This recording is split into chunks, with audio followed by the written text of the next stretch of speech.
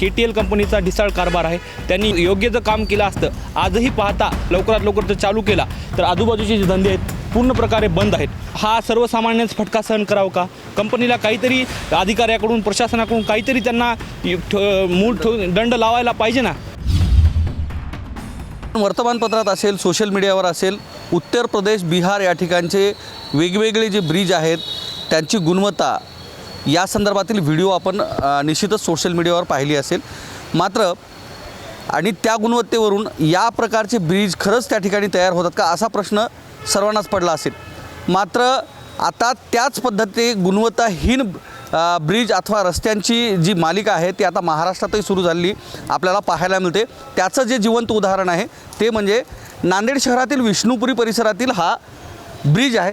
उद्घाटनापूर्वीच हा ब्रिज आज काही दिवसापूर्वी ढासळला आहे आणि हा कोपरा जो आहे आज 4 ते 5 दिवसापूर्वी हा पूर्णतः कोपरा जो आहे तो ढासळला होता आणि आता पुन्हा या बाजूचा हा संपूर्ण जो ब्रिज आहे तो आता कोसळताना दिसतोय। कारण उद्घाटन होण्या अगोदरच हा जो ब्रिज आहे हा पडताना पाहायला मिळतो। एकूण जर पाहिलं तर नागपूर सोलापूर नॅशनल हायवे जो आहे 361 त्यावरील हा ब्रिज आहे। एकूण जर पाहिलं तर याच्यावर हजारो जी वाहनं आहेत ही जात असतात।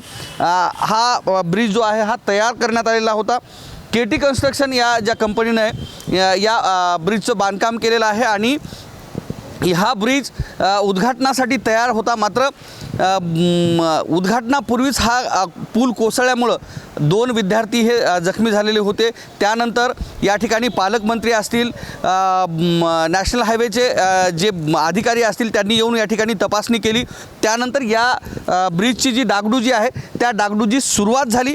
मात्र ही डागडुजी चालू असताना पुन्हा एकदा हा जो पूल आहे तो कोसळलेला पाहायला मिळतोय आणि या ठिकाणी हा जो ब्रिज आहे तो धोक्याचा असल्याचे या ठिकाणी बोर्डसुद्धा लावलेले आहेत। एकूण जर पाहिलं तर हा ब्रिज जो आहे तो जवळपास 1 किलोमीटर अंतर असणारा हा पूर्णतः ब्रिज आहे। नांदेड शहरातून जाणारा विष्णुपुरी परिसरातील हा ब्रिज आहे आणि हा ब्रिज या पद्धतीनं धोकादायक पद्धतीनं तयार झाला। या ठिकाणचे काही स्थानिक जे नागरिक आहेत हे आपल्यासोबत आहे। काय सांगणार, हा ब्रिज उद्घाटनापूर्वीच कोसळला आहे, सुरुवातीला काय झालं होतं आणि किती जण जखमी झाले होते?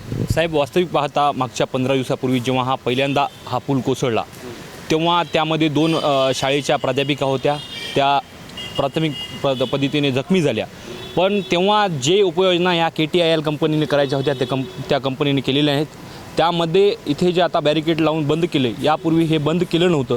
वास्तविक पाहता खाली जो आपला SRTM जो विद्यापीठ आहे त्यापासून हा आपल्या सहयोग कॅम्पसच्या ज्या कमानीपर्यंत वास्तविक सर्व प्रकारे त्याच्यामध्ये आपण पाहत आहात की पूर्ण पुलाला भेगा पडलेल्या आहेत। नंतर काल जो व्हिडिओ व्हायरल होत आहे त्याच्यामधून जो वरतून जो माती ढसळत आहे त्याच्यामध्ये पाहता या जो काही इथले जे महेश पाटील म्हणून एक सध्या पुलाची पाहणी करत आहेत वरिष्ठ अधिकारी म्हणून, त्यांना वास्तविक पाहता आम्ही गावकऱ्याच्या माध्यमातून माझ्या माध्यमातून मी त्यांना सांगितलं होतं की वारंवार साहेब हा आपण जे काही काम करत आहोत तो फास्ट म्हणजे लवकरात लवकर करावे। पण मागच्या काही 15 दिवसामध्ये 2 दिवस काम चालू आहे तर 4 दिवस काम बंद आहे।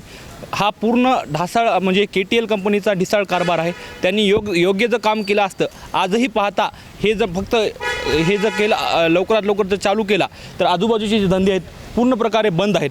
हे हॉटेल पहा, मागच्या 15 दिवसापासून यांचा कमीत कमी रोजचा 50,000 रुपये गला असेल, आज त्यांचा 5,000 रुपये पण गला होत नाही। मग हा सर्वसामान्यांचा फटका सहन करावा का? कंपनीला काहीतरी अधिकाऱ्याकडून प्रशासनाकडून काहीतरी त्यांना दंड लावायला पाहिजे ना। काही दंड म्हणजे लवकर लवकर काम झालं पाहिजे। मागच्या काळामध्ये आमदार साहेब आले, त्यांना पूर्ण जो काही डाळपशाहीनं सांगितलं त्यानंतर ही कामं सुरू झाली फास्टमध्ये, पण लगेच 2-3 दिवसापासून 0। आज बघा कोणीतरी आहे का? कामाचा दिवस आहे, आपण कामाला जातोय पण ते लोक इथं नाहीत। म्हणजे कुठंतरी प्रशासन याच्याला कमी पडत आहे, आपल्याला हे कळत आहे। संबंधित आहे ह्या पुलाचं बांधकाम अनेक ठिकाणी तडा गेल्याचं आपण बोलत आहात। हो साहेब, तुम्ही आजही पाहता, मी तुम्हाला आता दाखवतो आणि माझ्याकडे आता पण व्हिडिओ शूटिंग आहे। SRTच्या पुढे कमीत कमी 1.5 फुटाचा तडा मध्ये गेलेला आहे। म्हणजे मध्ये गेला म्हणजे पलीकडे बाहेर पडणारच आहे, बरोबर ना साहेब? आता हा जसा मध्ये गेला इकडून पण बाजूनं बघा, एकच लाईनचे सिंगल लाईन वाहतूक चालू आहे। 40 फुटाच्या याच्यामध्ये त्यांनी 10-15 फूट बंद केलेलं आहे। 25 फुटामध्ये राज्य वाहतूक होऊ शकते का? आता दवाखाना जवळ आहे, AGGS कॉलेज जवळ आहे, खाली SRTM आहे, इकडे 2-4 अभियंत्रिकी कॉलेज आहेत, वेगवेगळे जे पेशंट रुग्ण येतात.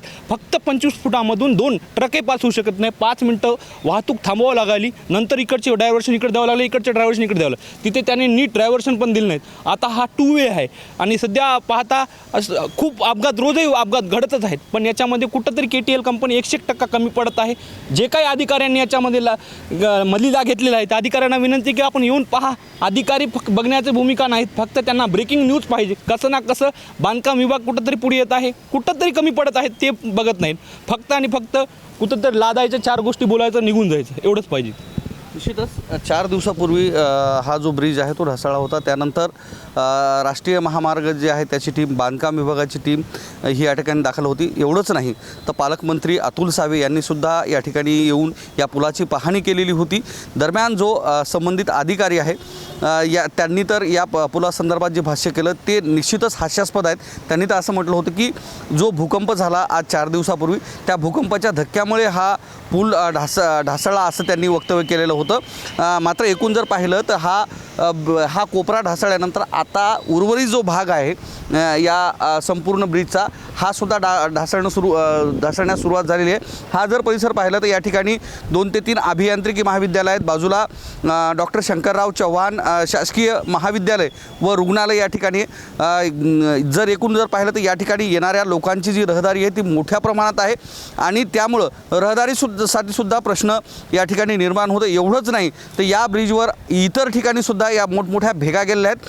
त्यामुळं हा संपूर्ण ब्रिज जो आहे तो धोकादायक परिस्थितीमध्ये निर्माण झालेला आहे. आणि एकूण जर पाहिलं तर या ठिकाणाहून जाणाऱ्या वाहन चालकांना व नागरिकांना आपला जीव मुठीत घेऊन या ठिकाणी रहदारी करावी लागते.